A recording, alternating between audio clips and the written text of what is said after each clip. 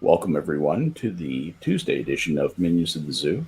I'm your keeper, Skep, and with me I have Minions Prospero, Hello. Blind Press, Good evening, everyone.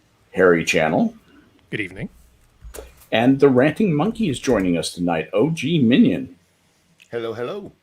And so glad to have you all with us. How is everybody this evening? How was your day, Prospero? Was it okay? It was lovely. Did you have a good day? It was just fine. Excellent. I got some great news about people who are going to be able to help us clean out the attic and the Yay. garage, and they also refinished floors, and I already know them, so Good. I won't have to watch them like hawks, kind of thing, you know. Well, you know how when you have No, like I don't know, and you know, no. and and they're Good help is so hard to find. well, these guys are awesome. It's a family operation, and yeah. they do cleaning, they do commercial cleaning, they do residential cleaning, and they do all kinds of stuff. And they're Right. just really solid people. And I am So you're in a happy place tonight. I am in a happy All right, ass well, place tonight. Get ready because we are going to make a dry subject some fun tonight. All right. Yeah. How are you doing, Blind Press? I'm doing good. I'm almost back to full health. I'm still a bit wheezy. Yeah. Still got a bit of a froggy voice. Yeah. But I'm almost over it. The whole house had it, so that was fun. Hooray. And poor Pincalo, he's still only about 75%. And then he had to drive like 4 hours one way and then back today. So, All right. but but we're getting better. So, All right. yay Are you ready to help us prescribe the future course of Google here? I hope so. All right. How you doing, Harry? I'm doing okay. I had a conversation. I was trying to get a hold of somebody, and he wasn't getting back to me. And turns out he's vaccinated with the Johnson & Johnson. He met boy. with one friend who was also vaccinated, who was asymptomatic, and he came down with COVID and has been sick as a dog for about 8 or 9 Is days. it Delta? Yeah, Do probably. they know if it's Delta? Yeah. I don't think they went into that much detail, but I mean, the fact Yeah. that it broke through his shitty immunity as quickly as it did, and I talked to the guy, and it's like, you're the right color, but oh man, you look like you had a bad week. But guy. yeah, so Yeah. sorry, I dropped that little happy nugget Yeah. on people, but everybody lies to me all the time in the news. So then when I actually find out something from somebody I know, it's like, oh, okay, then maybe it might be true, or at least it's Well, kind of useful. At least we are secure in the knowledge that dear leader Susan provides us with a platform that as long as we say what she wants us to say about certain things, we will be just fine. We love the leader. We love I think the I'm agreeing leader. with the CDC, so I think we're okay tonight. Absolutely. We're not getting thrown off. Monkey, how you doing, man? I have a boner that won't quit. I hear ya. You know, that's not the No, I'm first just time I've kidding. ever heard I'm- that. I'm all right. Is what it is. I'm here. Yeah, That makes well, me we're happy. glad. We're really glad to have you here tonight. The subject Even of the with that stream, opening. Yes, even with that opening. even with that opening, particularly with that opening. Now that I think about it, but the thing that I wanted to discuss and had talked with some of you guys about was the situation with Google. Even more than Facebook and Amazon, although Amazon's an interesting animal, and we can maybe branch into that later on in the thing in the stream. What is happening with Google, and is it becoming so powerful that it needs to be regulated? Does it need to be controlled by the state? Would that be a good thing? And I thought the way that I would approach the subject was to tell a little bit of a history story about search engines. This will be short. I promise this isn't going to hurt at all. But back in the day, long time ago, okay, think back about, I think it was 1994, there was a search engine called Web Crawler. Web Crawler came out of the University of Washington member search, and it in the first 6 months of its life, it got to 1 million queries. Wow. Google does 5.5 billion queries a day. Not surprising. Okay, and it's growing at an amazing rate. So the days of Lycos and Alta Vista and Excite, and all the other search engines that many of whom still exist and aggregate results from Google now, which is an interesting mutation for them. But they were considered peers of Google back in the day. Google was just another company. And I remember people saying, "Oh no, they're doing it different. They're being really aggressive." And what happened was Google captured more customer relationships so much faster than these other outfits that they began to do something called building a virtuous cycle. What's that? Well, suppliers of things people need found, hey, Google, we can work with Google. We can throw money at Google, and they'll put cute little additions into our web pages to make it easy for consumers to buy directly through something they just found on Google. They'll find us on Google. They'll buy from us on Google, and they made more money as a result from having that relationship with Google. The customer got increased convenience. Home shopping, fingertip shopping. Are you kidding me? They deliver within a day. That's insane. And thereby Google and Amazon were born. And that just made Google grow faster and faster and faster and faster. And pretty soon you have something that is a big word, big couple of words from business school called aggregation theory. Aggregation theory argues that technology companies, which have this unique cost structure, they have something called zero marginal cost. What does that mean? Well, think about this for a minute. When somebody turns on a new computer and uses Google for the first time, what additional cost is laid on Google to provide them with the service? Effectively, nothing. Some tiny, and I mean infinitesimally small piece of server utilization is devoted to somebody searching every time they click on something in Google. It effectively costs them nothing to have a new customer. When that happens, okay, you get the situation where in aggregation theory, the winning aggregators always have a strong winner-take-all characteristic is basically what that means. And the winner is Google. So we have this behemoth now. And what happens is they tend toward monopolies. If you had to start a company to compete with Google, how would you do it? You couldn't do it. You could do it, but it would take an insane amount of resources to do it. First of all, you'd have to murder every person who works at Google. I mean, you basically would have to take over a country. Yeah. To do it, but that's the kind of effort it would take. In That. other words, couldn't it's do effectively it legally. yeah, it's effectively out of reach. So, and what happens is when a monopoly gets established, I need to challenge that. Sure, just for a second, please. There was a time that people thought that very same thing about Walmart, and then Amazon came along. Right. So you wouldn't necessarily have to take over a country. Same thing with PC versus Mac. PC was the thing, and then suddenly they made Mac the coolest thing on the planet, so everybody wanted to go out there and do it. There are ways you could do it. Mm-hmm. Are they easy? Absolutely not. But there are ways of doing it without necessarily needing any government kind of intervention. Mm-hmm. Just throwing that out. Okay. I would hang on. I'm not quite finished with my lead-in here. So, but before, so I would agree with you as far as you go. monkey, but I would submit to you that the difference between Walmart and Amazon is greater than Google and effectively nothing. There was nothing like Google before Google, but people have always been shopping. Amazon's just a new way to shop, okay?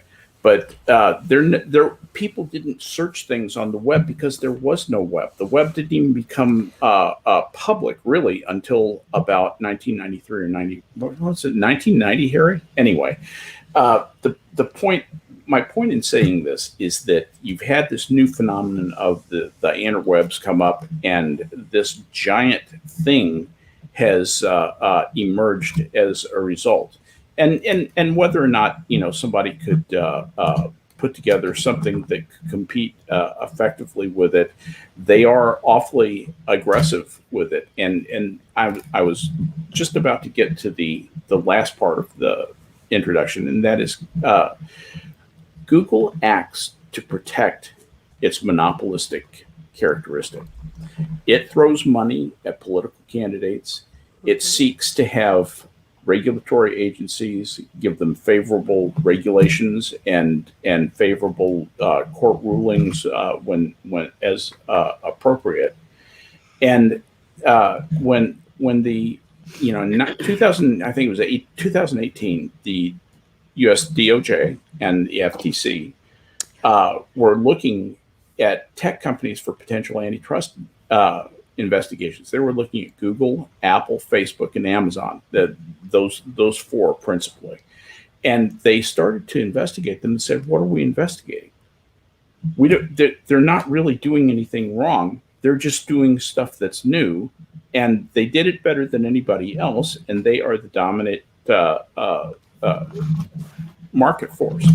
So based on that, there are four questions that to me emerge: whether or not a company needs to be regulated as a monopoly.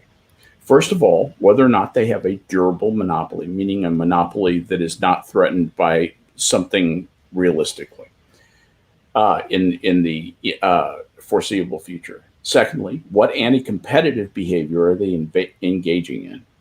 Thirdly, what remedies are available for that anti-competitive behavior, and are they appropriate?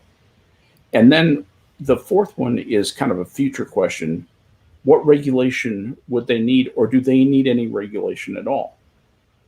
And with that, ladies and gentlemen, the floor is open. Let me know what you think. I have a question. Please. How are we going to frame what kind of a company Google is? When we're looking at these tech giants. You'll do a good job. Don't worry.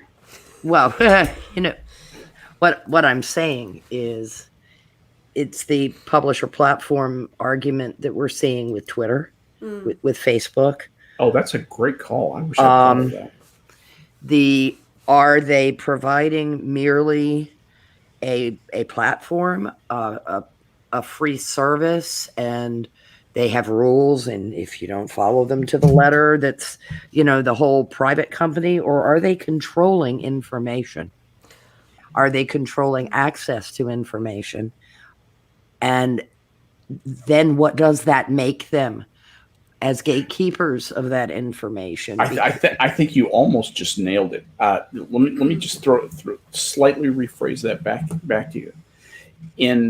In the way that they tailor information. For example, I was looking for a meme on Google, a bad picture of Kamala Harris. I defy you to find a bad picture of Kamala Harris. You can't. You cannot do it. Not on Google. You have to go to a meme shop, and which there are many. There are plenty of meme sites to go to. But my point in saying this is that they clearly are influencing.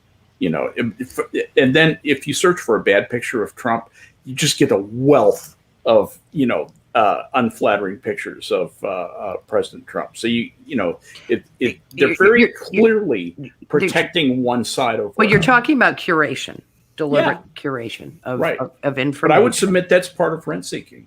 That is part of currying favor with. But who are they currying favor with? or are they currying favor? Harry, what do you think? Oh, gosh. I think many things. First of all, a lot of what Google does is not obvious to consumers. The main Boy, thing, that's the truth. the two main things that Google does is they provide cloud services and they supply information to businesses and governments. They are in the business of harvesting information primarily. Google is not shy about acquiring new types of technology that they can cross-reference with other types of data sources that they have. Hey, Skep, how would you like a free email service for you or for your small company? And I'm sure you want that spam filtered, right? So we'll have our natural language processing go through all of the mail that goes in and out of your account, for reasons. We'll have a copy of your address book of who all your contacts are. Your Android phone is going to upload the contact list, Right. which may include other types of information. So the amount of information you have. AMP-enabled terms of- websites, for God's sake. Well, hold on. Geolocation data. They bought a freaking company that does satellite surveillance so that they could tell somebody for a cost when the trucks were delivering stuff to a competitor and how many of them there were. They bought them just like they bought Yelp and Expedia. Google has more access to more information than most people realize. Yep. The people started doing things like Demand Tech, which I think is owned by, I forget who owns it now, but Demand Tech was the company that would process all of the club card things for Safeway and a number of other vendors. And Google's just like, hold my beer. They just know so much from so many different sources. They know what channels you subscribe to. They know what things you comment on. They know what's in your email. They know, in some instances, what's in your text messages. They know who you know. They know where you go. They know when you go there.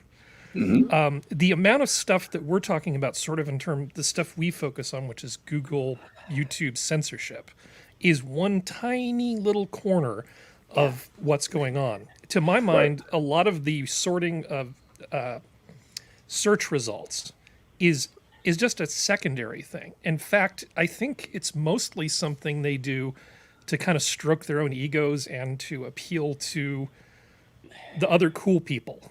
They want to be the cool kids, so they want the cool kids who work for them to see how virtuous they are. In a way, it's not really even part of their business model. It's just a little extra thing that they do for fun because they can. Yep. Well, also because they are pretty much hive mind. So you wouldn't put unflattering things out there of the people who are on your team, right? You're going to tailor things to suit your team, with whether it's through conscious or unconscious bias. And some of it could very well be unconscious at this point because they live in a yes factory. In that regard. But Gamer Valine had mentioned in chat that they're a data conglomerate service. That they're not just simply that. That's what Harry was getting at. That's why they're so difficult to define and so difficult to determine. How would one regulate them, and as what would one regulate them? Because they've got That's a great interconnected. They have an interconnected apparatus that would make the KGB of the old days hard. Oh, yeah. Well, also the people who work for Google and the people who run Google have their tendrils into so many other things. They have a network of people, former Google employees, aspiring Google employees, that provide influence at other companies, whether it's PayPal, different, Facebook. There's a lot of cross-pollination that takes place because an AI expert who works for Google can just as easily go work on natural language processing over at Facebook. Well, and isn't to my that mind, what... in some ways, Facebook is almost more the thing that I think you're thinking of when you wanted to have this show, but I'm more than happy to take a swipe at Google. Now, really, really, really quickly, the thing that made Google different, that gave it a heads up, was one piece of technology, which was a thing called the MapReduce algorithm, which allowed them to scale search engines well beyond what other people could do before that. And the other thing they did is they very cleverly were competing for what they jokingly call mind space. They put together a search engine that was almost completely uncluttered. You'd go to a page, there'd be nothing there. You'd say, give me the answer to this question, and then it would give you answers. Whereas every other search engine you went to, it was just like an epilepsy-inducing assault on the senses. You go to Excite and all the other things, and it was just ads and pop-ups and blink tags, and it's just like Google originally was the thing that worked, and it was also kind of a respite from all of the crap that you got everywhere else. They were very savvy, both technically and from a marketing perspective. From what I'm hearing, and I just want to, I think a different place to start. It sounds like everybody so far who spoke thinks that there should be regulation of Google. Is that right? No, absolutely not. Absolutely not. No. I don't start from that position. I may loathe them, but I'm uncomfortable. I'm not sure I want the government actually controlling the apparatus that Google has. Actually, if you want a concise, and I promise concise, statement of my starting point, Monkey, is that I don't think that Google needs any regulation at all. I think it needs to be understood better for what it is, and I think people should stop freaking out about how big and successful they are. You know, I really am libertarian at core. Now, but on the to play devil's advocate, Google also needs to be less cagey about what they do. So Transparency. that people can understand it. Yeah, you're talking about the part of Google that you experience, Blind Press. No, I mean all, like. Or do you mean across their business lines? If understanding, I think is what needs to be what happens. Just like Prospero said, you may not like them, right? You may not, but you definitely don't want the government controlling that, right? Like that's not an answer. And to understand something, not only does the person trying to be doing the understanding need to be receptive, but the thing that needs to be understood needs to be available. Do you know what I mean? It needs to be like more accessible, so that people can understand it, not kind of, because Google's kind of perpetuating. I actually think Google would agree with you. I actually think they would, if they heard you talk, and they would come down and say, you know what, we're on your side. Absolutely. What can we do? I would hope so. But I'm not that optimistic anymore. It may be, I mean, that's kind of a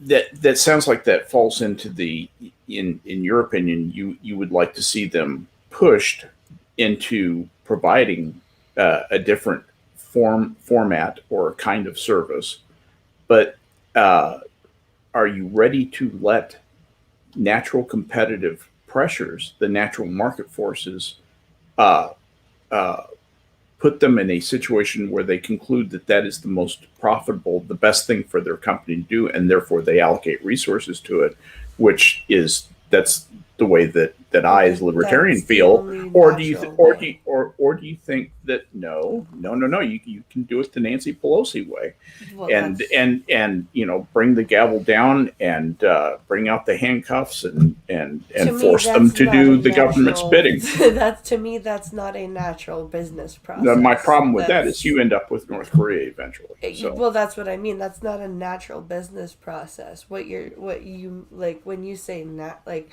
what I would consider a natural thing would be the first option that you described, where some sort of market or competition pushed forces Google into going, okay, we need to be more transparent to our users, and we need to yes, we need to aggregate our sources more evenly and equally, and we need to, you know, provide as a balanced a search engine as we can, and we need to like that sort of reshaping.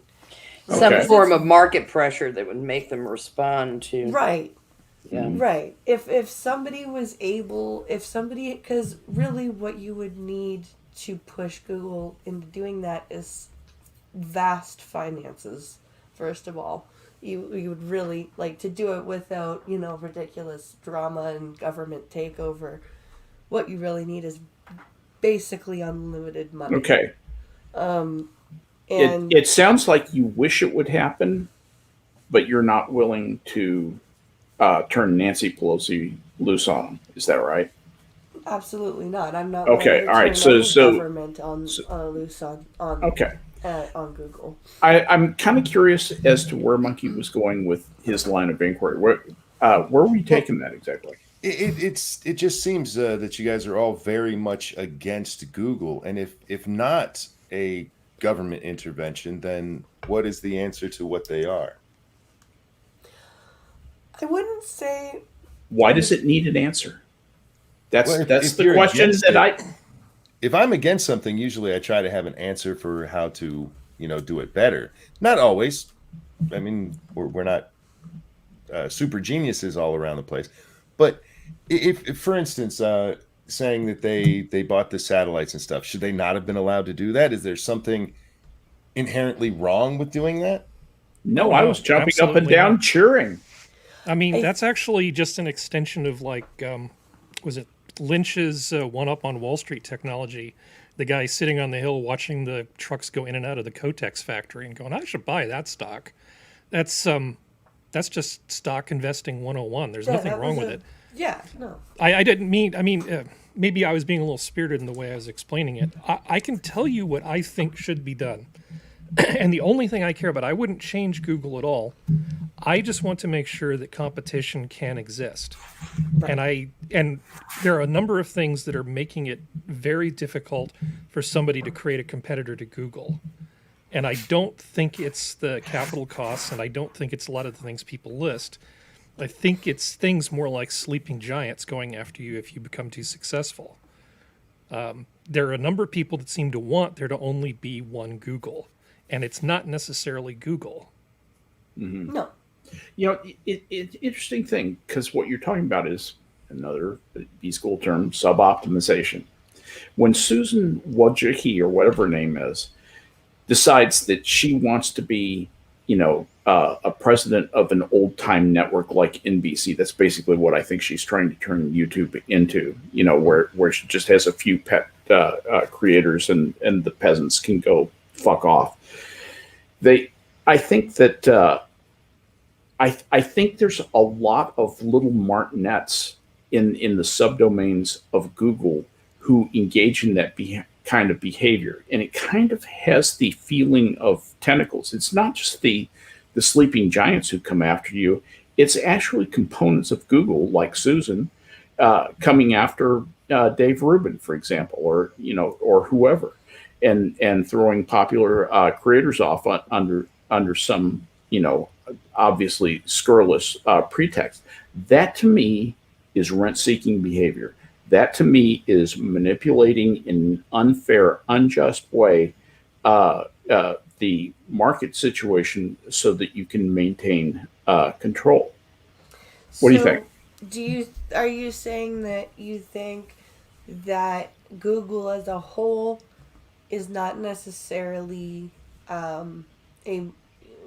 like a bad, malevolent thing, like some people No, I think it's a have to wonderful say? thing. Are you kidding me? But you are saying that parts of Google Are capable of doing evil? not- Yes. Yeah. Google has departments within it that have the potential of being really, really vile and doing an enormous amount of harm. And part of it has to do with the interconnectedness that you were speaking of, where they have that little future Google or past Google talent milling about in companies like PayPal and being connected with companies like MasterCard. And then you see people get multi-platform Yelp, crushed Expedia. because I hear you. because Yeah. Susan Wojcicki moves against Right, exactly. somebody on YouTube, then their PayPal Other account, tentacles come out. then their That's the PayPal problem. account is shut down, their Patreon is shut down. Yeah. Tick, tick, tick, tick, tick, it all falls into place.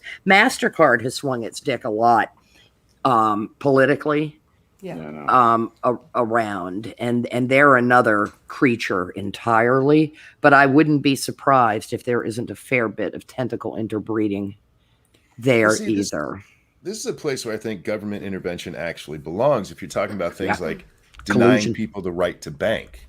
Yes, collusion between these giants is Well, thing. here's the thing.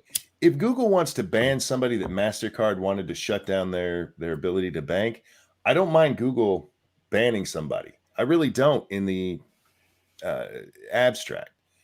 It's the banking part that bothers me. Yeah. So if you see a collusion of it all happening together, I mean, when it comes to what the government can and should be involved in, I don't think that they should be involved in Google's decisions. MasterCard's a different story. very much. Especially in a day and age where money is not as material as it used to be. Most people don't run around with cash in their wallet anymore. They just got their little card. So all of your money gets locked up by these fucking assholes. Sorry, am I allowed to swear here? I always it's encouraged, actually. Yeah, but locked up by these fucking assholes to the point where somebody can't.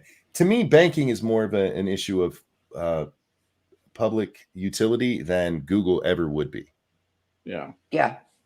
No, I think it's a whole lot of the subsidiary of subsidiary and connections. It's the people who talk to each other. I mean, I don't look at Google as anywhere near as malevolently as I do Jack Dorsey. Mm-hmm. You know, he's a prick who talks to other pricks, and those pricks have a stranglehold on a lot of what makes our this social mental image of a bunch of pricks strangling people. Yeah, it's just like I was choked to death by a prick. He, me the first time. well, I wouldn't know how else to describe Dorsey, other than a Silicon Valley Om chanting Ahmadinejad. Yeah. And he's a malevolent piece of shit. He's a Kim Il Sung wannabe. Oh yeah, I mean he's worse than Zuckerberg. Zuckerberg's a dork, and Facebook. What is Facebook anymore? But these are all. Facebook is creepy. Like, Yeah, I Facebook is creepy. Like, I wasn't even using my phone, right? And it was locked in my purse. And I was walking through the mall with my orientation and mobility instructor. And we stop at a Timothy's for a coffee. I get home. I scroll through my Facebook. Timothy's Coffee, sponsored ad. I'm Yes. like, dude. And Timothy's Coffee had never shown up on my Facebook. I had never searched for Timothy's Coffee on my face. Mm-hmm. Like, it was like, I've done Google searches. I did a Google search on a couple Miyazaki movies, yeah, and I got on Facebook, and there were advertisements for Miyazaki swag yeah. in the sidebar. And yeah, I am a weeb in that regard. A Miyazaki same weeb, with Twitter. but it's Twitter does the same shit. and Google does the same shit too. I mean, you go somewhere and you Google's use worse. Google Maps, and the next thing you know, McDonald's is telling you that they're really upset with you that you didn't have lunch there because you drove past 3 of them, and it's. I've started getting ads on things I absolutely know I've never searched, but Yes. I have said when my phone is around. Oh, that's creepy. It's a real thing that happens. I do have a Pixel, Yeah. and Pink Hollow's phone, like, because he's got an Android phone, and we've been just randomly talking about stuff, and fucking Google Voice Assistant or whatever will randomly just be like, here's what I found on the web, and he the phone will not even be in his hand. It'll Yeah. just.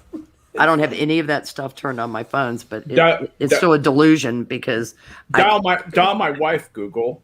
I'm afraid I can't do that. yeah, well, yeah. I'm fully expecting my PC one day to start speaking to me. I'm afraid I can't do that. Yeah. And it is. I find that intrusive and That's creepy. That's creepier. But than I anything. understood years ago when I got a credit card that some guy in Des Moines knew what size underwear I wore because of the data collection. Yeah. And it was for marketing purposes primarily. It all starts off with extremely benign purpose. And in many ways, like Harry said, much of what Is this Google... a road to hell thing? Yeah, I do think It is kind of a road to hell. There's thing, an isn't it? incrementism with data collection. There's a That's- famous anecdote, which is probably worth sharing. It was many years ago when these things first started out, when they first started building all these databases and stuff. And a young girl started getting, well, I mean, a young woman started getting these coupons for baby things, like diapers and all sorts of other stuff. And she's like, why am I getting all this crap for baby things? A couple weeks later, she finds out she's pregnant. What had happened was that the AIs, well, they weren't even AIs, but basically the expert systems that they were using to manage all of the coupons and things they sent out to people looked at her buying habits and was able to determine that she was probably pregnant before she took a test and figured out she was pregnant, she had just Nice. based bought on the enough. changes in shit that she bought. Wow, that's creepy. Stop Evolutionary. buying condoms. Yeah. Well, Or she's or more she bought a set of likely- pins. Or These more things likely never work. she bought, more likely she didn't buy pads at the usual time, or didn't buy tampons at the usual time. Yep. Or bought the extra foods. Funyuns and pickles or Or something. I extra, don't know. yeah. Yep. Or the Yeah. food she bought. People like Gad Saad make it their study to look at our evolutionary cues and our buying behaviors. Women at certain times of the month in their fecund years do buy in different patterns based on their menstrual cycle. Mhm. I mean, this is known behavior. It's taught in B school, by the way. Yeah. I mean, that And this was in the 90s, the thing I'm Yes. talking about. Yeah. Yeah, this kind of data collection about it's very common to see people up their carbohydrate intake or up their X intake Yeah. would be something that would be known, and the AI caught it, and boom, she's getting coupons. That's weird, but it is part of it is we're having the okay boomer reaction to how marketing is done now. You So- know, My And see, grandchildren that's- say to me, And that's another problem, is that everybody has become so polarized and dismissive of everybody that when somebody has something cogent to say, that really if you took like 30 seconds to turn off the inner monologue of your brain and close your mouth and open your ears, you might actually understand what was being spoken to you. But instead, it's just, take a drink. okay boomer, or, you know, stupid, impetuous young kid, you don't know what the fuck you're talking, you know what I mean? yes. It's so, like, everybody is so pissed off at each other right now Right. that nobody wants to hear anything. Yeah, that's an entirely And that's different feeding- stream in and of itself is But the generational typecasting. But the Oh, crappy thing is that it's helping foster this kind of tech stuff that, like especially the shit that Twitter pulls, for example, because of all the infighting and the polarization and the blah blah blah blah constantly.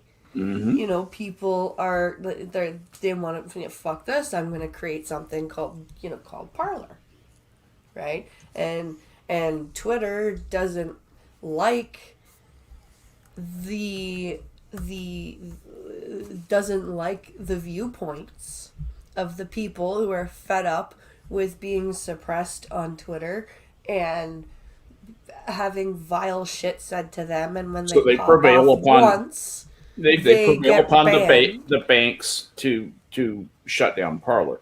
Right. Yeah, well, And- that and, was and, what happened. and Yeah. it's so it's this commingling of bullshit of like monopoly or like too big for their britches tech companies like Twitter and Facebook Well, let me. mixing and Colluding. taking advantage Okay. of this infighting and and polarization. They're monopolizing on both the market Okay. and the Okay. psychology. I want to introduce another question, and I'd like to have everybody kind of react to this, because I was thinking about this, and if you wanted to regulate Google, could you? Because I don't think you can, at least not with regulatory structures that you would have to use. And you say, well, a court can do anything. You can No. lock all the people up. No, you really can't. It's Google is, because it's like a trapper is used to trapping foxes, and he's really good at it. His fox traps work really well, and now he has to trap an octopus that can slip through, can reconfigure itself, can cut off a tentacle, can grow here, grow there. I mean, Google can exist anywhere, doing anything, anytime. I don't think there's an effective way. If you said, well, we'll just make things too hot for you and you'll have to do what we say, they'll say, well, screw yourself. We've got so much money and so much resources. We can do whatever we want from anywhere in the world, and we'll just get out from under you. And we don't even need the United States. And I don't think they do. No, they don't. And the thing is that you should. First of all, I think we've all established that we in this call think we should not regulate Google. correct. At least that's my take on it. I don't think you. I actually am not sure you can. But I and also certainly don't think should you not. can. But I think there's a bigger reason why you should not. What's that? Other than you should not, because governments should not control that type of information and technology. The other reason you should not is because the amount of revamping of the legal system of whatever country Google is based in that would need to take place would almost break the legal system of the country. Maybe I don't think. I think what it is, as I mentioned before, how do you define Google? Right. What business class do you place them in?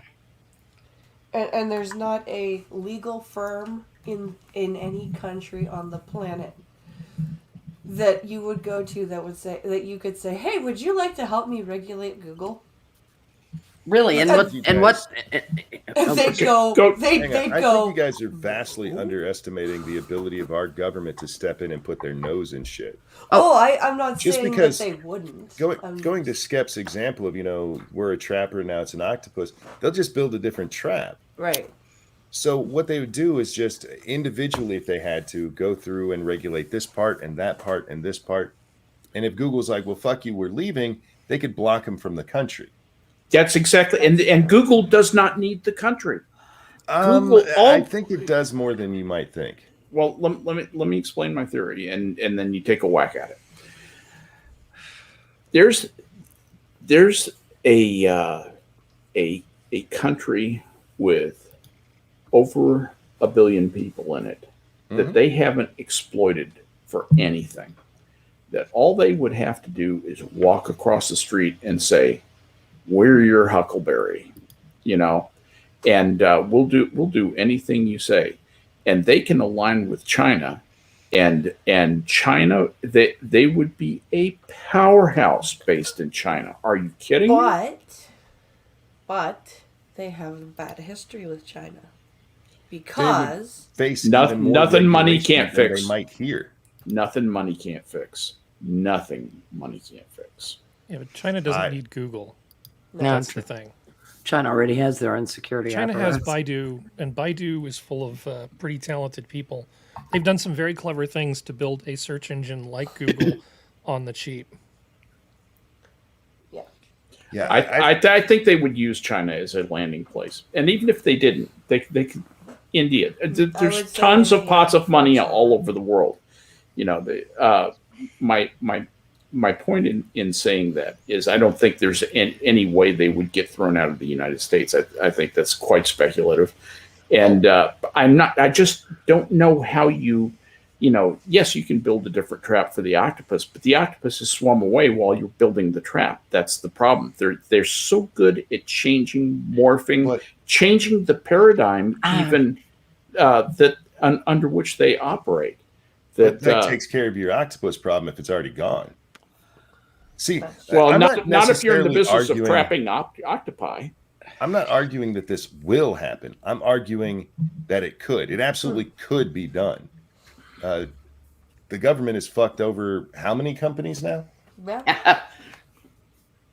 So what you're saying is this is just one more company. It's much bigger. It's more complicated, but it still has the traditional aspects that a government can get a hold of and can regulate. You don't think you they'd want have any problem at all? Break it up. Well, Break it up into into like by business line. Sure. Yeah. Why not? Yeah, It's that's what the way it would does. do. I'm not arguing for it. I'm just No, no, arguing no, no. it could happen. of course. Yeah. I don't, and like I'm saying, I'm kind of, I think Monkey's kind of right on this. Is that they like Google, like Google can't really like the government could very easily insert itself into Google, because Google, as big as it is, it has to function like a business. Yeah, they could pluck I- YouTube easily because of communications. Yeah. Like look and what they could Canada- fuck with their satellite stuff if Look they what the wanted to. Canadian government's trying to do with the Bill C-10 bullshit that's passed. The new communication, the revision to the Communications Act. Like, you know, governments absolutely can go after parts of the whole very easily and parse it out. They don't even have to do that, BP. There are lots of ways that the government can mess with things, and the size of the company makes absolutely no difference.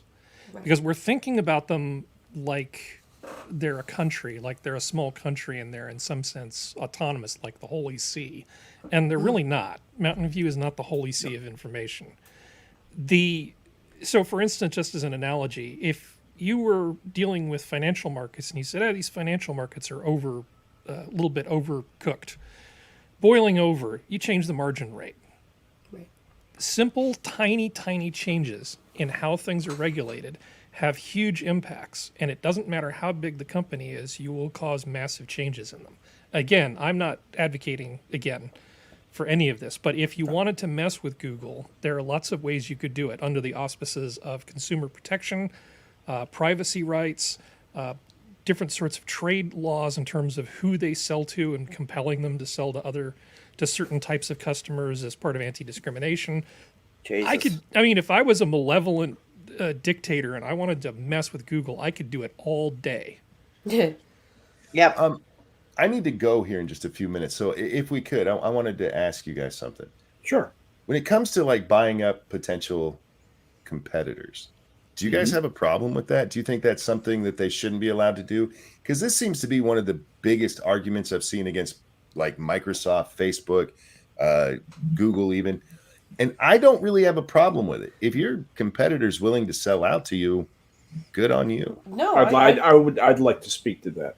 oh, There, back in the olden days, back around the 1940s and 50s, In the long ago. in the long back in some time, in the elder years, there were many dog food companies, They were all around the country. They were all little. They were all unregulated. They killed animals all the time from making bad stuff. And a man named Ralston bought a company called Purina. And he revolutionized that industry. And as a result, we are capable of getting well-controlled, quality-controlled, inexpensive dog food anywhere in the United States because of Mr. Ralston. So I'm a big fan, actually, of the buying up stuff and putting in economies of scale. It's good for everybody. Yeah. And what about the rights of the people who get bought? There are lots of businesses that their whole business model is to develop a piece of technology in hopes that a company like Google will acquire them. They have no strategy other than failure or being acquired. And nothing wrong with that. Why would I want to stifle that kind of innovation? Because there's a lot of things that fall in that category. I would not stop Google from buying companies at all. Not at all. I would be a very hypocritical person if I was against that type of acquisition, because as a person with a disability, there is no end to the ways that I have benefited, like from acquisitions, whether they be technological, legal. You know what I mean? It's Yeah. Well, when I've had this argument with people, the thing I always hear is just, but competition. Well, the competition played out. This guy won. He bought that guy. this is And you go, well, what's wrong with that? And they go, but there's no competition. Like, Yeah, where are my Hydrox cookies? Because Sunshine wasn't as big as Nabisco. Well, Nabisco did it better. Yeah, so, Hydrox was actually first, by the way. Did you know? They were. Yeah. And that's the problem, is that people don't understand the basic need for competition, not just in the market, but in general. So what were you going to say, Monkey? I was just saying, for me, it always comes back to this, we need competition. Do we? I mean, competition helps, but if they're buying up their competitors, obviously there's competition. Right. And they might notice something about that competitor who is doing something better than they do, and they want to integrate it into there. Well, whatever you wanted from your competition is now in here. I think it is so emotional, and I really do. I blame the press for this shit going all the way. The Microsoft lawsuit was one of the dumbest fucking things I've ever seen from our government. Just throwing that out there. But everybody was so upset because Microsoft was including their own stuff for free. I'm like, why are you upset about that? Well, no, the lawsuit actually, if I remember correctly, it turned on the Windows API, the programming interface. Wasn't that the key to that, Harry? The bundling of the browser was the big thrust of it. Yep. Right, but to do anything with that, you had to go through their Windows API. Yeah, in terms of this competition stuff, to my mind, it's more like the walled gardens that the phone ecosystems have. You could certainly talk about competition there. Could have a really good discussion about that. But to my mind, what happened to companies like,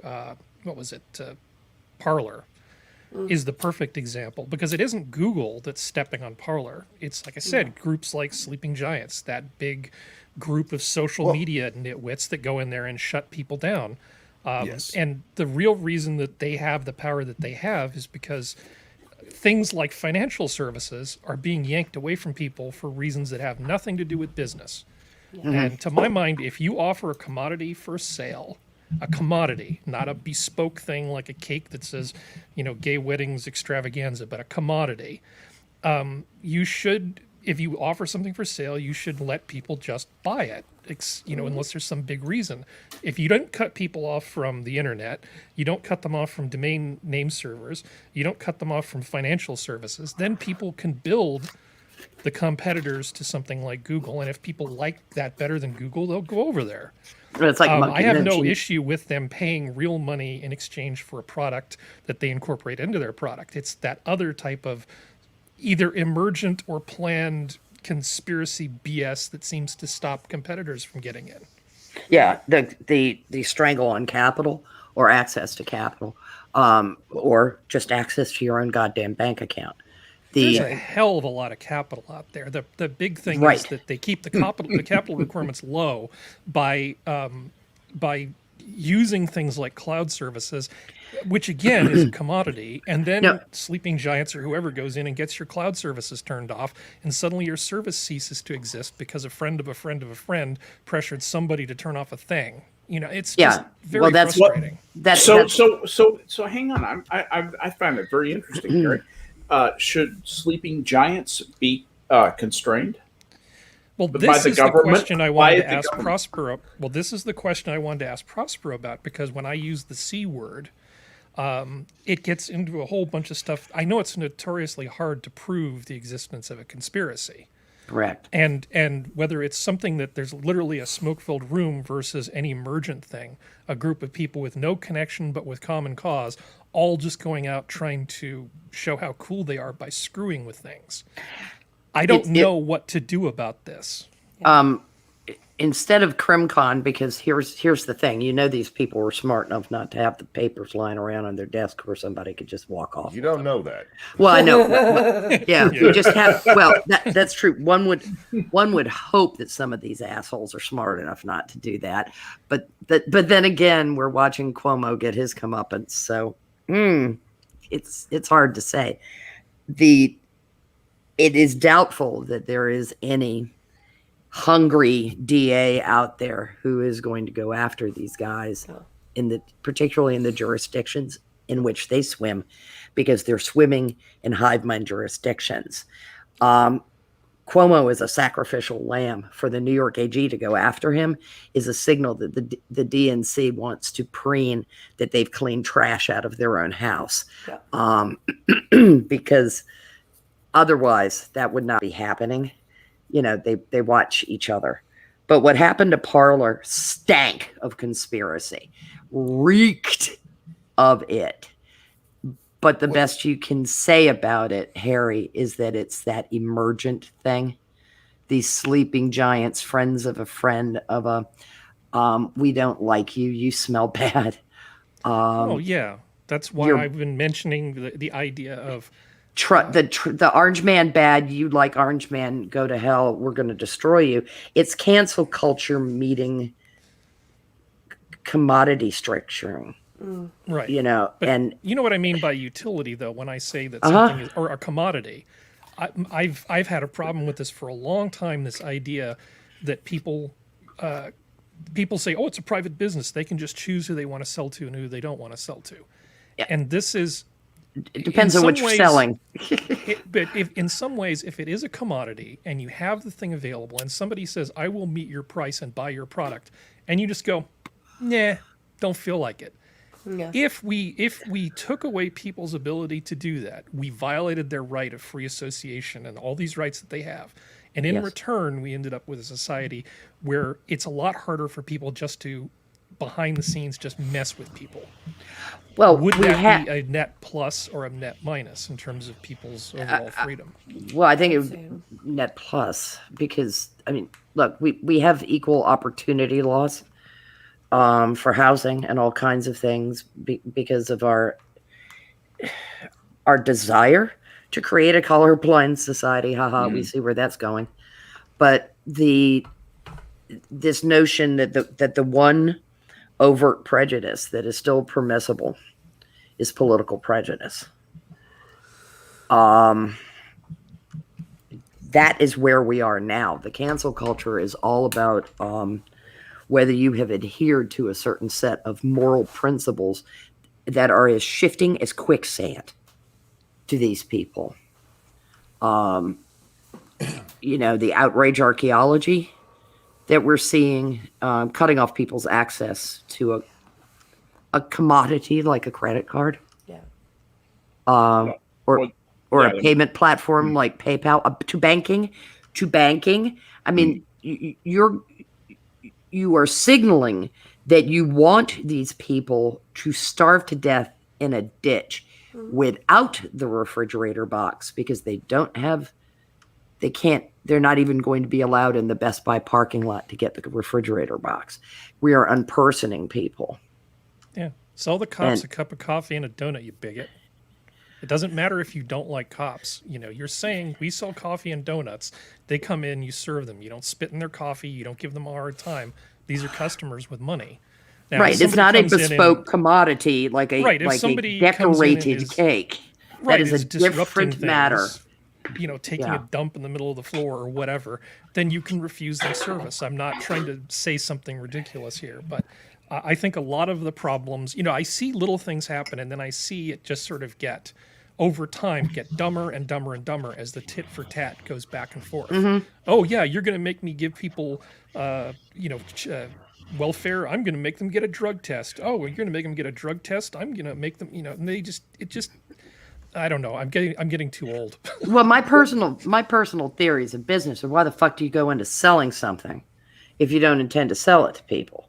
Mm. You know, I'm too much of a capitalist. I'm like, I'm perfectly happy to separate a fool and their money. Right. And I do need to go. So I just wanted to part with this because to partially what Harry was talking about, the parlor situation in particular, that one should have been almost a clear-cut case for anybody who actually wanted to enforce anti-monopoly laws to do so. There was so much clear collusion in that on their own fucking platforms that they were happy to tell us they were doing. Yes. Yeah. It should have been signal. Yeah. A clear cut. Hey, yeah, you guys, this is fucked up. This is collusion to keep other businesses. And the reason we don't see that is where the politics come in. I don't think the politics is as much a part of it as others do when it comes to Parler. I think that was just to shut down somebody who was becoming big. Trump had just signed on there. They know Trump is a draw, and holy shit, this is a real chance to hurt us. But that was their virtue smokescreen, though, was the Orange Man bad. Because they could get other people to agree with them that way and not even think about the fact that it was collusive behavior and coercive behavior. I bet there's even emails out there that would prove this if anybody wanted to. This is why you said, nobody's dumb enough to lead Paper Trail. They always are dumb enough to do this for some reason. Linda Page and Strzok and Page proved that. Yep. But I do got to leave, guys. Thank you so much for having me on. Thank you for being here tonight, Monkey. It's a real pleasure to have you. You're welcome on my show anytime. I know you're welcome on every Minion show anytime. But thank you for coming over and really appreciate what you had to offer. And you're always just a joy to have. Truly, I love talking with you guys. You guys take care. Take care, buddy. Bye. Good night, sir. Good night. I'm going to stay for another 5 or 10 minutes, but my voice is starting to flag, and I do plan to do a coffee stream tomorrow. It's me, isn't it? No, you were last week. I was last week. Yeah, Senility's great. Some new friends every morning. It's Canadian Wednesday tomorrow. Hi, nice lady who sleeps with me. Yeah. It's just... Oh my goodness! They sewed Write stuff on my hand. yeah. And then I'm washing my hands, and I'm like, "What's that garbled mess on my hand that I don't remember writing?" It's just the old tie the string around your finger, then you forget why you tied the string around your finger. Excuse me. My favorite is when I'm wearing my Bluetooth and I need my phone for something. I'm like, okay. Where's my phone? And then I have to take my headset out, put it back in its case, and then yell for Siri. Wait till you search the entire house for your glasses that are actually on top of your head. I've watched my grandmother do that on several occasions. Yeah, I have the excuse of I have thick, wiry, curly hair, and I literally can't feel my glasses on top of my head. Right. But I have emptied my purse on the table, screaming, "God damn it! I know they're in here somewhere." They were on your head. And they were on my head. Yeah. My mother is... That's why we have spouses, so they can walk in the room and say, they're on your head. Wait till you start doing it when they're on. Yeah, I did that the other day.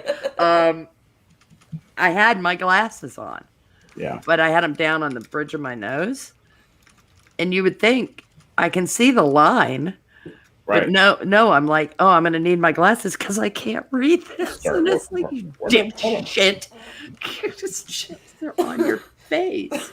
See, and my mother is one of those people who, when confronted with a life-altering situation, is like, okay, this is how we're going to deal with this. Mm-hmm.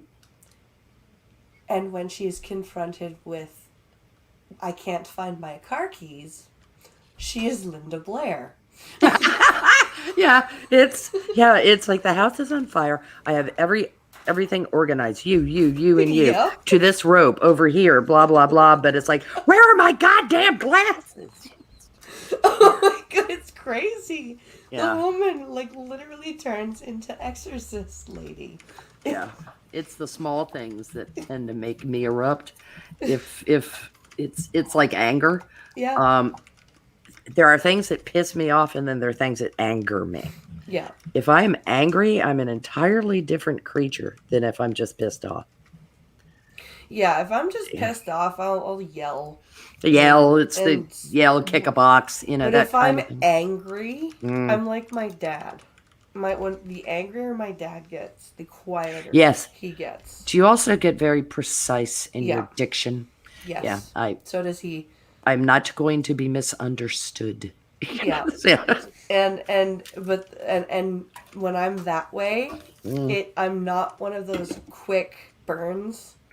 Oh, I'm like slow fire, slow if you've embers. gotten me to that point, you Yeah. better like disappear for like a few years. Yeah. It's why if I'm genuinely angry, Yeah. I take time Yeah. to live with the anger and try to evaluate it. Yeah. If it's in proportion, if I'm out of line, you know, that kind of, instead of reacting, because I don't like being reactive. I mean, Twitter is a great place where I can just be reactive and a smart ass, but you know, for genuine stuff, I don't want to be a reactive Right. personality. I'd rather be more proactive in that I anticipate and have plans for different I'm still scenarios learning how to that, be yeah. proactive in my anger. I'm a very, even when I'm that angry, Mm-hmm. I'm very vengeful. Yeah. I'm very much. You must feel as bad As I do. I do. Yeah, that's why I take the time, because I don't want to do that, because I there's a danger of my gunny sacking, Yeah. where I will pile upon tiny grievances Yeah. to build my case, where the thing that actually made me angry was case enough. Yeah. Yeah. Yeah. Yeah. Well, on that Not note, good. my friends, I need to go rest my voice because I'm all squeaky. And let me tell you, you do not want to miss tomorrow's coffee stream All right. because Functional will be there, and I have a story, a good story. What time is it? It's at noon Eastern, so that'll be 9 a.m. Pacific time. Okay, well, if I'm awake early, I'll snipe at you guys from the comments like I always do. That sounds good. I will You're too. welcome. And there will also be a Beat the Blind Girl tomorrow night over on Twitch. And I'm still trying to come up with a Star Trek stream idea. So, watch DM's Mr. Skep Talk. Yes, ma'am. And thank you for having me on. Thank you for always. joining us this evening. You're welcome. Always a pleasure, and we'll do it again next week. Okay. All right, hon. Bye, See you guys. tomorrow. Good night. Bye. Yeah, Now we're really big. Yeah. as far as the focus on Google, Hmm. I think so much wrath was, I think because Google was so omnipresent, underlying social media Mhm. that a lot of wrath is being transferred to them that more rightly belongs to the Facebooks, the Twitters, the YouTube, merely a division Mhm. of Google, which if they were smart and it began to cost them too much, they'd cut loose and let it. They're really smart. Yeah. The people at Google, some of the smartest people on earth. Yeah. In commerce, seriously. If YouTube began to harm them, Yeah. Susan would find herself floating freely in the Pacific with her little Google boat. I mean, her little YouTube boat no longer tethered to Google. In shark infested water with a Absolutely. nasty cut on that leg. Yeah, which would make me smile. I mean, as much as I enjoy the platform and have found it pretty accessible, and I certainly have found things to entertain myself on YouTube and have found friends via YouTube. They'd cut that loose if it were really harming them. Of course, it doesn't, because again, political hive mind, the milieu in which they operate. It would be fine with YouTube becoming a hipper, cooler NBC. But they've had some real scumfucks on YouTube make it big and be oh so popular. Vosh. Chris Chan. Yeah, Chris Chan. Jesus Christ. And some of the favored children of YouTube have turned out to be real pieces of work. Yeah. Yeah, Susan does not have very good judgment. YouTube exists in spite of her, I think. I think Yeah, there are she's competencies actually- elsewhere. She seems to have listened in certain parts of the business to smart people. I don't think she has never impressed me as being a extremely capable administrator. I've known managers like her, yeah, particularly in IT, and she's one of these who I just get everybody talking to each other and then we do consensus. She's kind of like that, and she's some basic things that she wants to accomplish, but within that, no, she's just. There are other people. Why is that bird the leader of the flock? Because it's the one in front. That's the only reason she's. Yeah, there are smarter people who are letting her be the face of the company, so they won't be in the firing line if it all goes to shit. Ellen Powell would have gone outside, glued the bird's feet down to the ground to make them line up the way she wanted. Yeah. Yeah, not wrong. I'm actually glad Monkey was on because we do kind of run the risk of generating a bit of an echo chamber ourselves. So it was kind of That's why I reached out to him. It was nice to have a fresh voice. Well, I New suggested a blood. couple people too, remember? So Yes. the discussion, because I think we both realized there was a need to get another person on. So we should do that more often if his time permits. I was thinking about it, and I thought, you know what? Harry was right. Nothing changes till something changes, and so I changed it, and I asked him to come on. Hi, Jenna. Welcome aboard.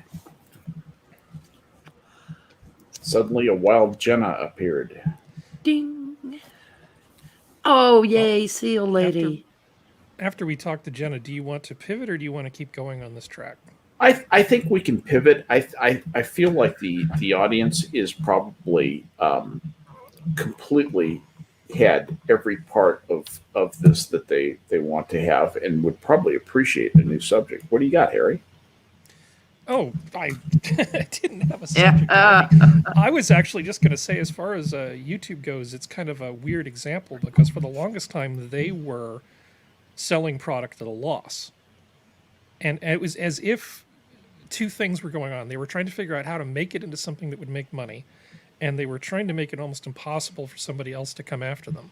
Because they didn't have to go out of their way to shut down other streaming video services. They were able to go out of business all on their own, much of the time. Because it turns out that streaming video is actually pretty hard. It's technically extremely demanding, and it's actually demanding in terms of resources. It's really not that easy to make a thing like YouTube. It's gotten a lot easier in the last few years. It's not, I mean, it's now actually possible to do something like that. But what YouTube essentially did was drive a lot of their competitors out of business by offering for free something they were struggling to give out for a price. Yep. Free. And that's always the best model when you want to crush your competitors, to just give it away for free. Well, because you have that supportive. Well, that's what Ralston Purina did. It went around the United States and systematically drove the local producers out of business. And it did it with absolute malice and forethought. They knew they were going to crush this company. This guy and his wife had been baking batches of, spoiled dog food and killing the local dogs, but they were the only game in town. They came in and murdered those people. They fucking gave Ralston Purina away. My economics professor was also Jack Kennedy's on Jack Kennedy's Council of Economic Advisors. He was a very, very famous guy named Jack Steber.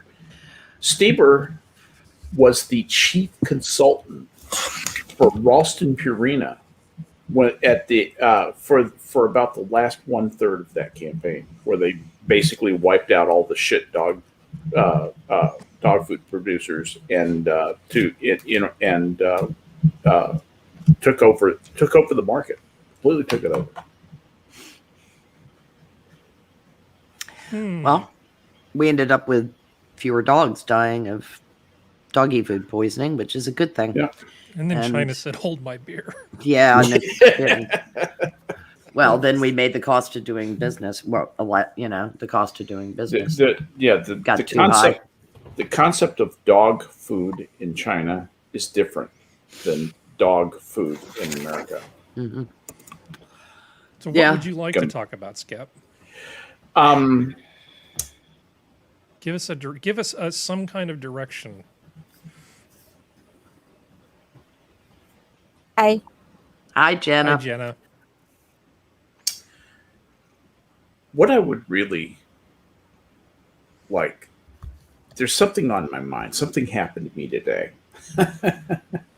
It didn't happen to me, but I made a decision today, and it kind of hurt my feelings a little bit, and kind of bummed me out.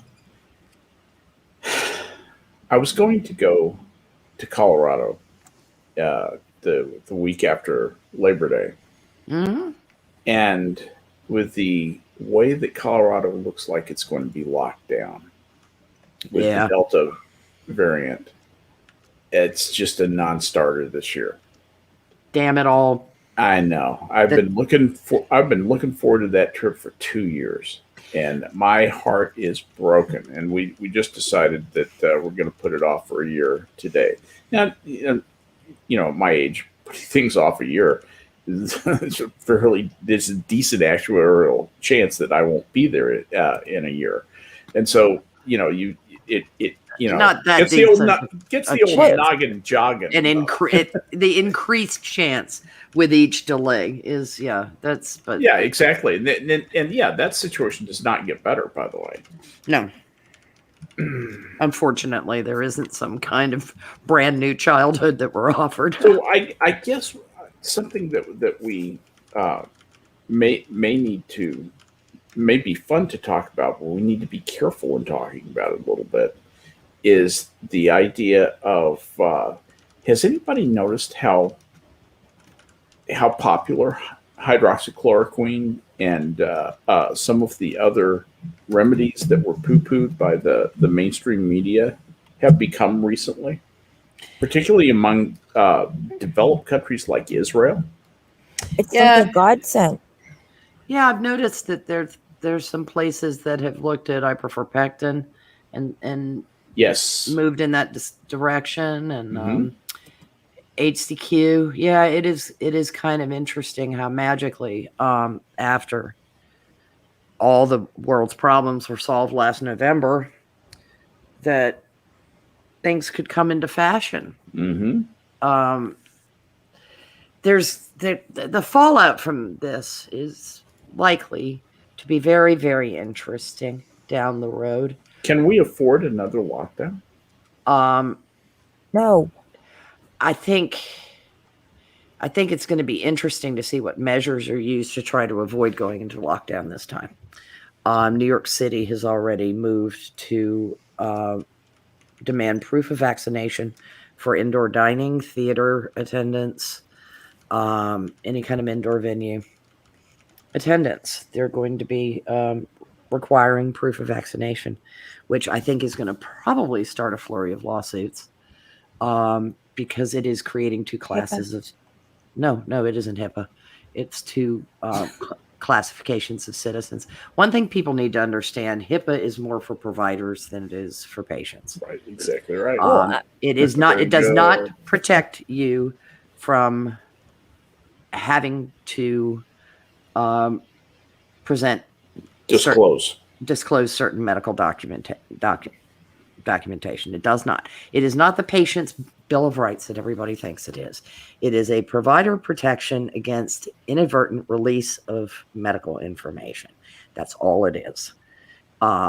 It was burdensome to providers, and it was billed as if it were some kind of patient's Bill of Rights, but it is far from that. This is a different matter. This is a matter of, and when it comes to the law, it will come down possibly to accommodation laws and creating separate classes of citizens, and that kind of thing, placing burdens on a group of citizens as opposed to a burden on another group of citizens, a little bit like literacy tests before voting or things like that. That might be where the hole is in this.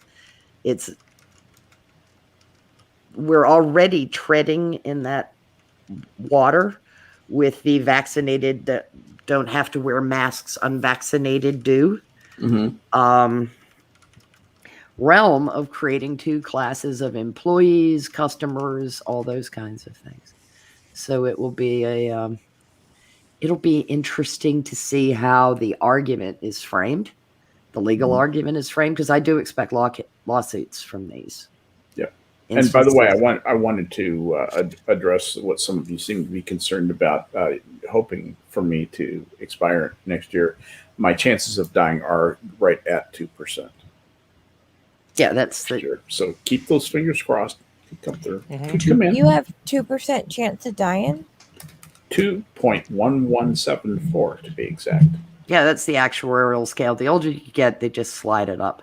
It's interesting because it's for a while it's really okay. It's a little bit like that. Well, what's 1 degree with global warming kind of feeling that some people have, and then it begins to change from a more arithmetic progression to a geometric progression. Do you know what the age is when it goes from 49 to 50? What is it? 80? 107. 107?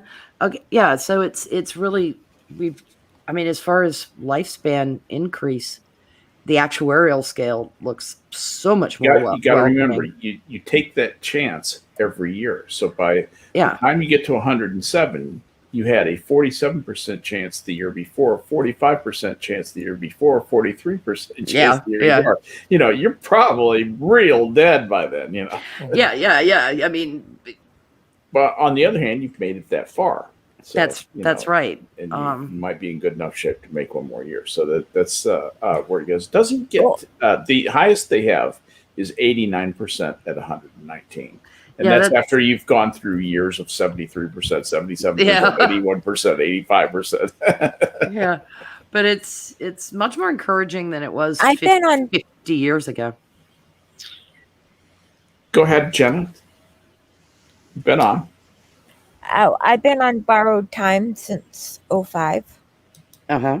Yes, you have. You have. And so my death chance is 632. Well, that's kind of grim way of looking at it. It's, look, any morning that your eyes pop open and you want to get out of bed is a good morning. Above the dirt. And yep, sunny side of the dirt. Yep. It's my favorite side. James's grandmother, it's like, she's in England and obviously can't travel now because, but she'll message us in the morning, England's time. Still alive. Atta girl. His great grandma, yeah. And occasionally she'll say, "So is your grandfather." Sometimes she won't. Oh, me.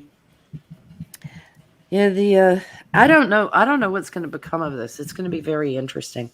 There's underlying all of this is the argument about what role does government have in preserving the health and well-being of society versus staying out of the way of individual rights. Mm-hmm. And that is the rights in conflict nature of almost every major case that ends up before the Supreme Court, is that we look at rights in conflict. The rights of the individual in their person against something that can be a very compelling argument, which is the rights of the body of individuals, society at large. What do we owe the society in which we live? Do we owe it anything? Or does it owe us anything? Or are we all just atomized individuals? And we know we're not all just atomized individuals because we form societies, right? And we form societies for generally for general welfare purposes. Mm-hmm. But the general welfare clause in the Constitution has been used as a club on occasion against individual rights. So it's a difficult topic. I mean, if people would stop being as reactive, it would help, because it's, there are people who are prone to inner autocratic tendencies, and then those of us who are very libertarian in our tendencies, or almost anarchic in our individual liberty viewpoints. Let me ask you something about Facebook, oddly enough. The whole Instagram thing, I think, reinvigorated Facebook, which I thought was getting moribund. Yeah. At one point. And if, social networks are not forever, I think that it will be much easier to come in and compete with something like Facebook and actually beat the hell out of it. They're going to BTFO. Somebody's going to BTFO Facebook. The way MySpace. Yeah, and it will be cool. Yeah, it will be cool to be on that platform and uncool to be on Facebook. Oh, you have a Facebook account? Really? Okay, boomer. That's the kids today, as they get older, are going to experience. Well, they did that with Instagram, which was funny, because it was part of Facebook. Yeah, right. Why are you on Facebook when you're on Instagram? And it's like, okay, so you're on Facebook Lite. It's just, that's all you're talking about. Yeah. TikTok has. But for that reason, I think for that reason, I think that Facebook will be irrelevant. It will fade. Into I think it already is marginal player. I think it almost is irrelevant. I mean, it is still a great place to mine memes, because there are still meme masters out on Facebook. And if you don't frequent the Chans or Reddit, it's not a bad place to go meme mining. And as a communication device, it is Messenger writ large. It's Messenger with group pictures, and it's helpful there. I mean, what I use it for now is so entirely different than what I used it for before I got involved more with YouTube, Twitter, Discord for communication. There's still people I connect with on Facebook, but I was functionally not on Facebook for 3 years. Yep. Almost 4. It was so. Could you do without Google? Could you do without the search engine that finds all your stuff? Well, considering that DuckDuckGo is no. Exactly. No, I couldn't do without Google. I can do without Facebook, but I can't. It's the sine qua non. Yeah, Google is the Encyclopedia Britannica, the Oxford English Dictionary. It is the library card catalog. Right. In one place for me, and it's like Wikipedia. I mean, I use Wikipedia far more as a quick reference source.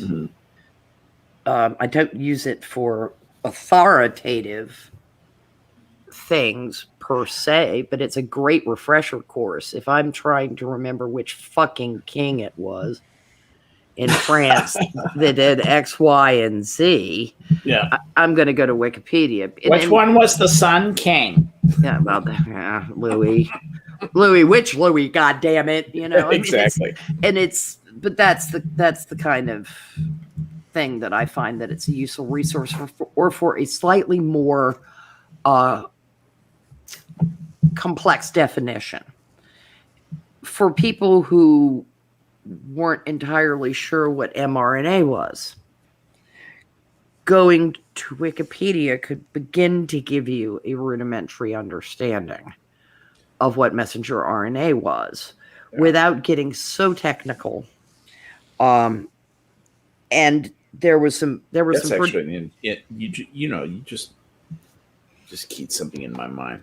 Sometime I think it would be fun to talk about what is the future for Wikipedia. Yeah, because it is a blessing and a curse, because some of the editors are just positively venal, and really horrible human beings. Who should not be allowed near an edit function, because they're running an agenda, and fuck them for that. Well, but the editors are people. They're just people in the United States and the world, all over the world. I understand that, but there's a contingent within them who are malign in their intent. Yeah, there is an inside group, and they are malign. Yeah, I've corresponded. I've talked with them directly. I've had my nose burned with cigarettes by them. Those assholes. Yeah, they want to curate information. They're the kind of people that are actively involved in cancel culture and things like that. They're that kind of malign shithead who is autocratic and would look really nice with a Totenkopf on their collar. That's the SS emblem, ladies and gentlemen.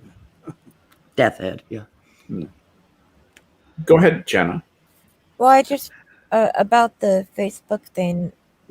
A lot of, as a mother of teens, they use Discord, and the younger ones use Snapchat. Chat. Or they just have a friend text group. And I don't think, except for the ones that need a Facebook because of their jobs, none of my teens have Facebook. They never started a Facebook account. Is that a good thing? Well, I don't, honestly, I can't really, Facebook for me, it got too toxic and I needed to take a step back because I tried to solve everyone's problems. Appreciate that. And it affected my health. As for my kids, they're in contact with their friend group and relatives and stuff. So they don't need Facebook to find out how, my Auntie Sally's doing. Yeah. They know. Yeah. I mean, the people I keep up with don't live near me. I mean, hell, one of them lives in France. And they're not on the other social media platforms that I'm on. And I like the separation because this is a friendship I'd like to maintain. And if there was cross-pollination, there would be a problem there.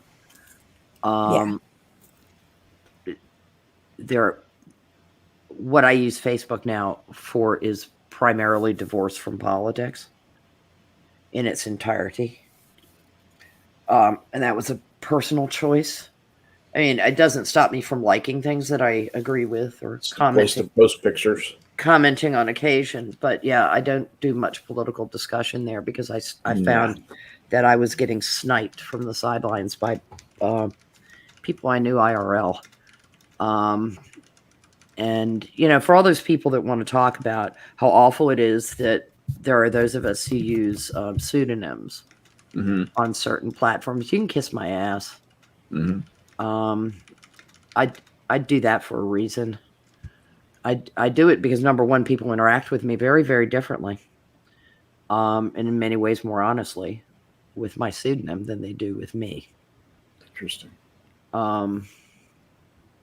I had overt hostility directed at me via Facebook Messenger over something I was posting. The person was not brave enough to take it on to Facebook. They decided to berate me on Facebook Messenger. It's the berate and block technique. What's this person's name? No, that's between me and the gatepost. I'm just wondering for a friend. Yeah, I know. No, that's okay. I'm a big girl, and I'm perfectly capable of thinking to myself, "God, are you a gutless wonder?" When the person did it, and it was due to a post that I put up that ended up having unfortunate timing because it was the day of the whole Charlottesville thing, and it was something I posted at midday when the governor pulled the permit for the original permit for the protest. That didn't have anything to do with the idiots with the tiki torches or any of that shit. That all came later. But the governor pulled the permit, and that led to the people ending up in the streets in each other's faces, and all that came downstream later.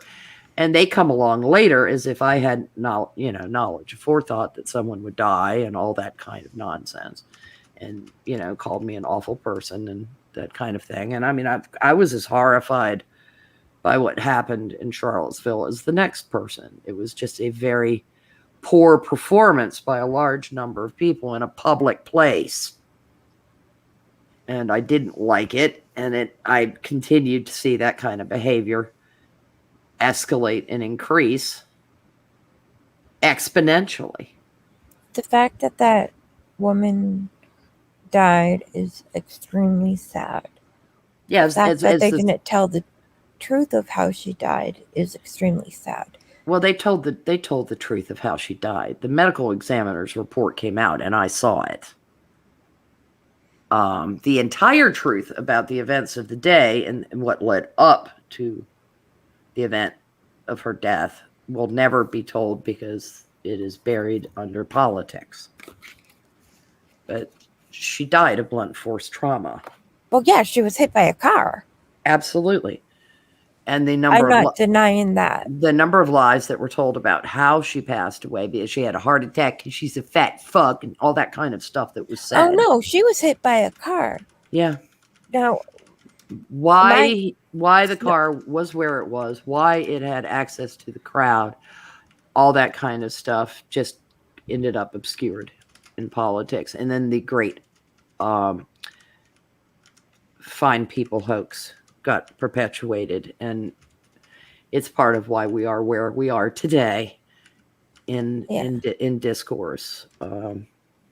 My snide remark had nothing to do with the fact that she was hit. I mean, dude, you're idiots if you think it was her or whatever. Yeah. Yeah, the conspiratards came out in full force on that, just like everybody did regarding the Tiki Torch guys. It's that if they were the preponderance of the individuals there, and the individuals who had gotten, the individuals who had gotten the original permit, they had nothing to do with that. There was there was a completely separate deal that was going on that a whole lot of people glommed onto and turned it into literally. Wait, what are we talking about here? The Charlottesville. Fracas. Oh my gosh. I haven't thought about that in a while.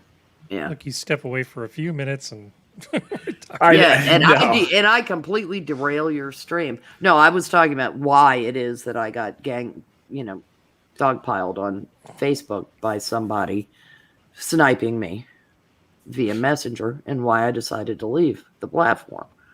And it's not that I can't take personal criticism from a former friend. It's that I was like, God, this place is just so fucking toxic. I can't stand it. So what did I do? I went to Twitter. And people were like, Twitter is so much more toxic than Facebook. I'm like, no, actually it isn't. Oh no, Facebook is evil. Well, I called out Facebook at the beginning of all this, remember? Because to my mind, the reality distortion field of Facebook is completely different than that of Google. In Google's case, it's just sort of a hobby or a side effect in a lot of ways. In Facebook's, it's by design. Google sells information about you. Facebook sells you. Yes.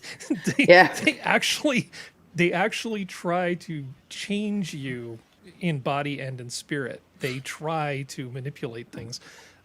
Skep, I linked something from Pew Research from June 1st. Yeah, I was just about to 10 click facts on it. about Americans and Facebook. I think some of those you might want to comment on or bring up or listicalize or whatever. Yeah, I took a quick glance at that. It's interesting. Yeah, it was a phone survey. Not my favorite. But yeah, it's Pew at least. Yeah, Pew does it probably as well as it can be done. In saying 7 in 10 U.S. adults say they use Facebook. That sounds a little bit high to me. It sounds like a poll up in the Northeast. Among U.S. adults who use Facebook, 7 in 10 say they visit the site daily, including around half. Okay, I can tell you that this survey was not done in Mississippi. Facebook is broadly popular among all demographic groups, though some adults are more likely to use it than others. Thanks for the insight. Yeah. Thank you so much for that penetrating insight. I never could have come up with that on my own. Like, good Christ. Anyway, there are partisan differences in the use of many social media platforms, but not Facebook. I don't even know what that means. It says around 7 in 10 Democrats and Democrat-leaning independents, 72% use Facebook, as do 69% of Republicans. Okay, so there's not a separation, and a substantially different percentage of Republicans versus Democrats using Facebook. As of 2018, Facebook was used by around half of America's teens, but it no longer dominated the teen social media landscape as it once did, and that is absolutely true. And Instagram, Snapchat, and all TikTok, Discord, TikTok, but all the stuff that's out there, all the things. There are many more things now. Teens in lower income households are more likely than those in higher income households to use Facebook because Facebook is for plebs. And that's becoming true. I'm not sure that that's heavily true, but they say it's true. I don't know. Mhm. About a third of U.S. adults, 36%, say they regularly get news from Facebook. And this is actually why the United States is doomed. We are doomed. And that's why I suggested this article too. That's Yeah. the key thing about the reality distortion Yeah. field. Because Yep. if you're active, because there's a very thin line between looking at somebody's browsing habits and giving them the news that they want, and deliberately trying to screw with somebody's sense of reality. Facebook gaslights people on an ongoing basis. I can go to Yes, it does. YouTube. I can go to YouTube and it will suggest all kinds of stuff to the little bit of the left or even far to the left, but a lot of stuff, even far to the right of me. I get actually a variety of stuff in my suggestions from YouTube. As do I. Which is not what I would expect if it was just actively trying to gaslight me 24 hours a day. Whereas Facebook is pure cancer. As bad as YouTube is, it's not nearly as bad as Facebook in terms of the way it distorts reality and influences the way the world works. Interestingly, though enough, the very next thing, far more Americans distrust than trust Facebook as a source for political and election news. So people are getting wise, I guess. Around 6 in 10 adults say they distrust the platform as a place to get this kind of news, meaning political news, while only 15% said that they trust it. Another 19% said they have no opinion. So, Yeah. they have their negatives are terrible here. They're having a positive of only 15%. Really, holy cow! Somebody boop. There you go. My internet clicked Okay. out. You're back now. Thank goodness. So, at any rate, let me find. Where's the stupid? There we go. The fact that the company maintains a list of users' traits and interests makes many users uncomfortable. No kidding. As of late 2018, around 3/4 of Facebook users were not aware that the site lists their traits and interests for advertisers. Demographs are going to demograph, and it's just what up. Yeah. So it's not those so are the much 10 that- things. Well, yeah, they can target ads to you. And why wouldn't you want to get the ads that actually are for things that you would want to buy, right? You would. That's the pro side of it. The downside of it is when you're exercising the reality distortion field, you can omit certain pieces of information. You can make somebody think that they're all by themselves and losing their freaking mind. This is why stuff like shadow banning on Twitter is just so insidious. Yes. When they downregulate your reach, you start to wonder whether you're losing your mind or not. Yeah. Saying that as one who has been shadow banned for 3 years. Yeah. Those are years. How is the Abyss? Nice acoustics? Exactly. What do you mean by It's shadow lonely. banned?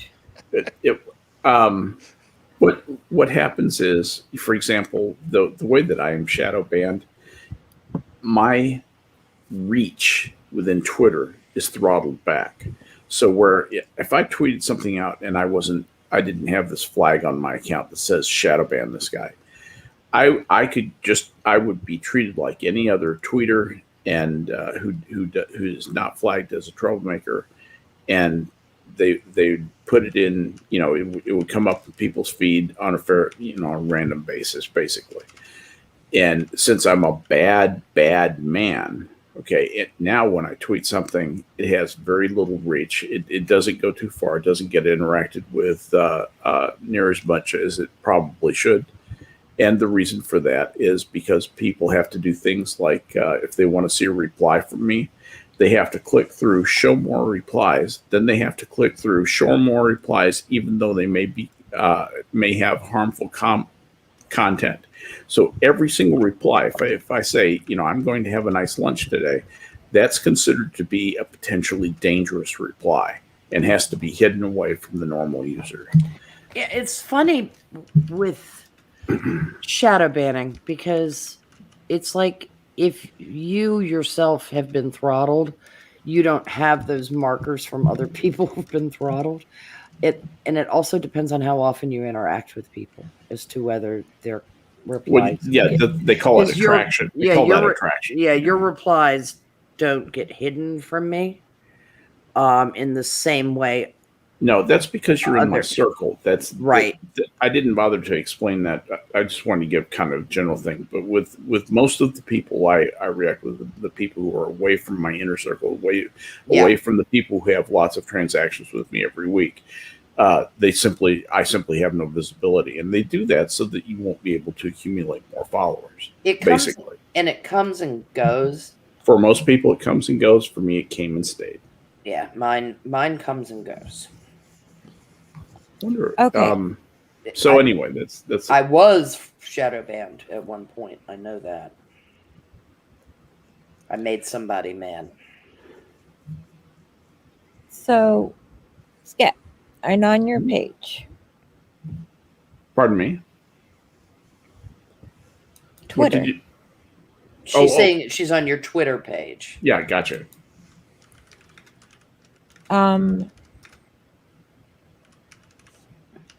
If you go directly to somebody's page, you're going to see what they posted.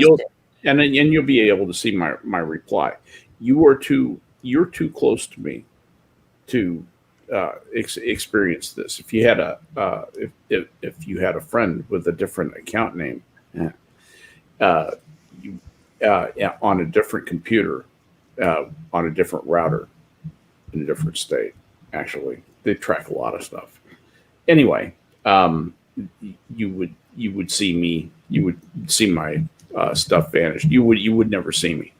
Most people never see me. You know, the only way that I get seen is when my stuff gets retweeted or replied to, and then maybe that'll get retweeted.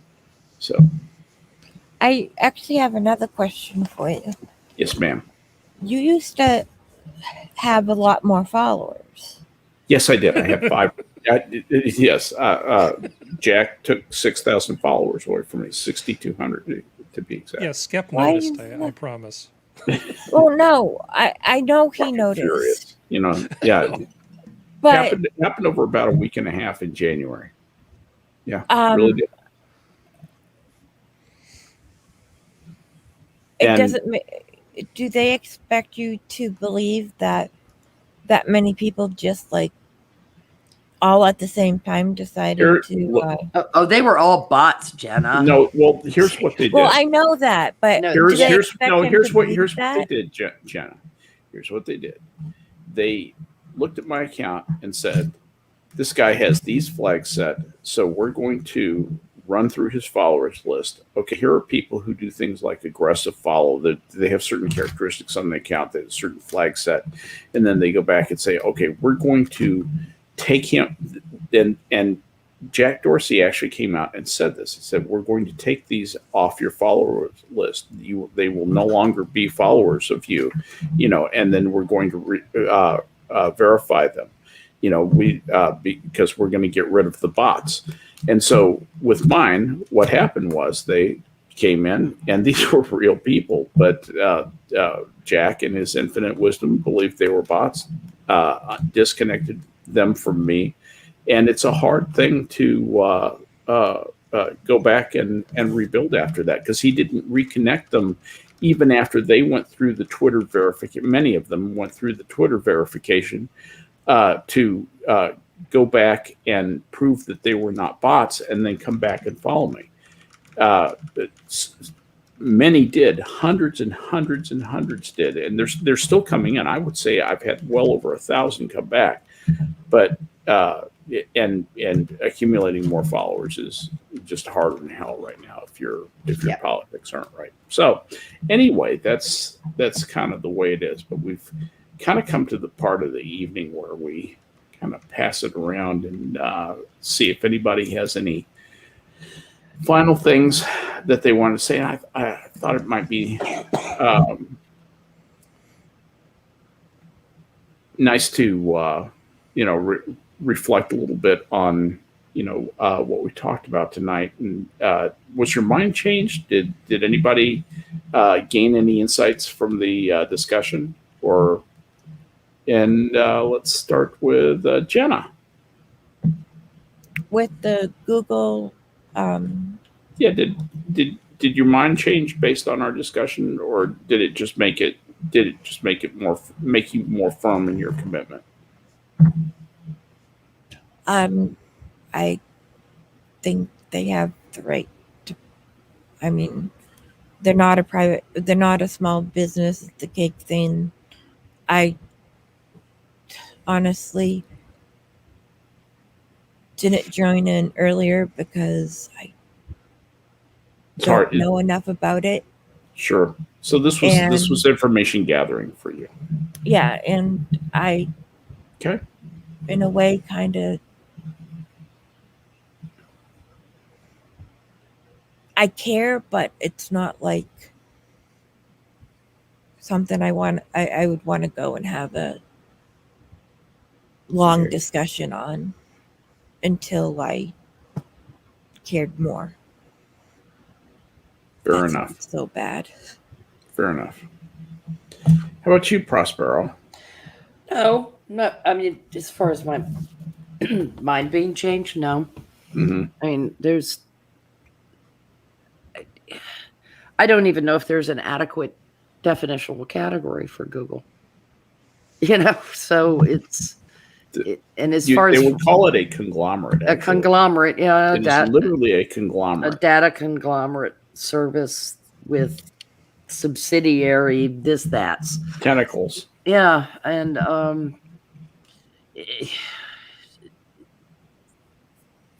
I don't.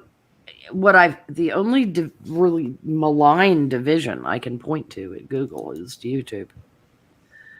That's really one of the only tentacles that I consider to be. Yelp's getting a little weird. Well, yeah, Yelp. Well, Yelp with the virtue. Yeah. Oh, Jesus, Yelp with the virtue. That's like, I don't give a shit whether the business is ooh la la la friendly to LGBT other kin. It's just right. like we're scaly bronies. We're scaly brony friendly. Okay, good. Yay. Is your shawarma good? I don't give a shit about your political positions on things. I don't. Please. I don't want to know these things. I just want to buy the goddamn sandwich. Right. And that I find utterly unnecessary and muddying the waters and actually irritates me. It might predispose me against your business simply because I'm a contrarian. Mm-hmm. And I hate the false virtue of I'm with you. No, you're not. You're with the almighty dollar. Tell the truth. Yeah. Be the naked capitalist. That everybody is. So yeah, I don't give it. I'm all for that. Yay, you. If you said we want your business and just don't give a shit otherwise, I'd be like, you're my kind of people. Yeah. Okay. I hear you. So those. Oh, I'm sorry. I was just going to say.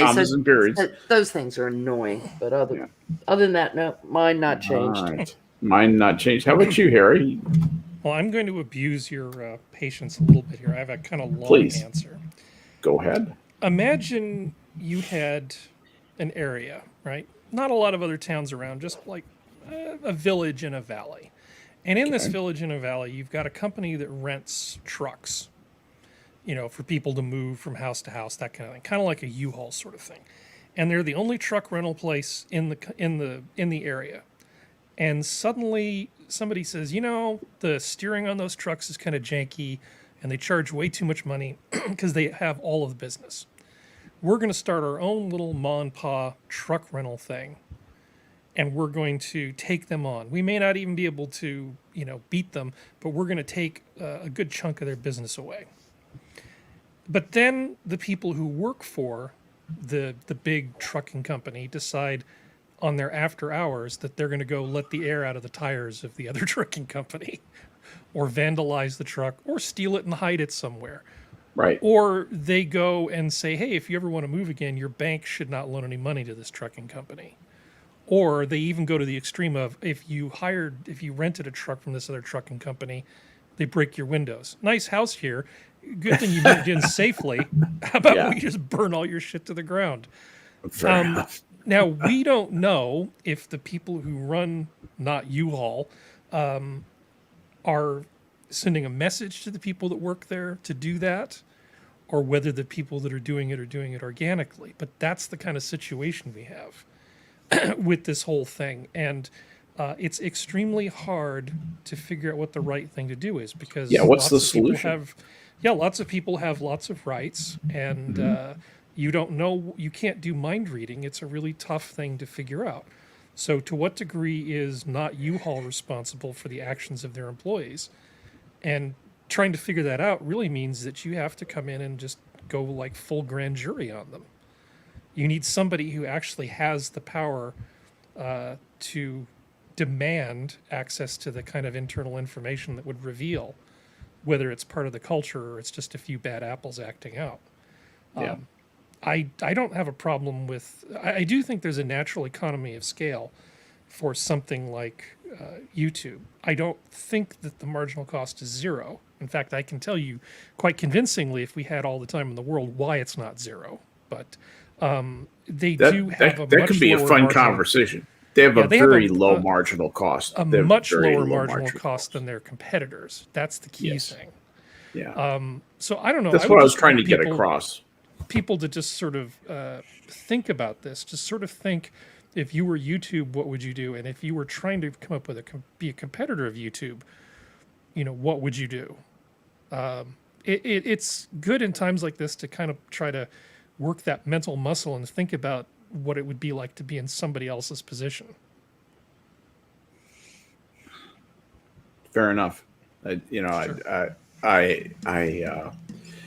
I think it'd be an interesting conversation to talk about the cost structure of Google and about that, but it might not be too entertaining to have on a stream. So, maybe in a sidebar sometime it'd be very interesting. But at any rate, I want to thank chat for coming out and listening to us go on. Thank you, Ranting Monkey, for being here, and everybody, Jenna, Blind Press, Prospero, and the Harry Channel. Thank you for joining me this evening. You guys are my friends, and I just take such pleasure and pride in being able to present this to minions once a week.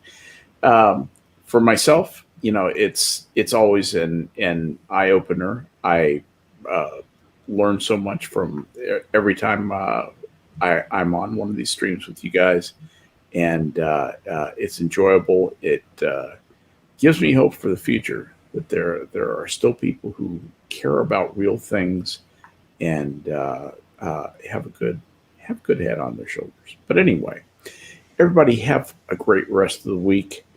The zoo is closed. Good night, everybody. Good night.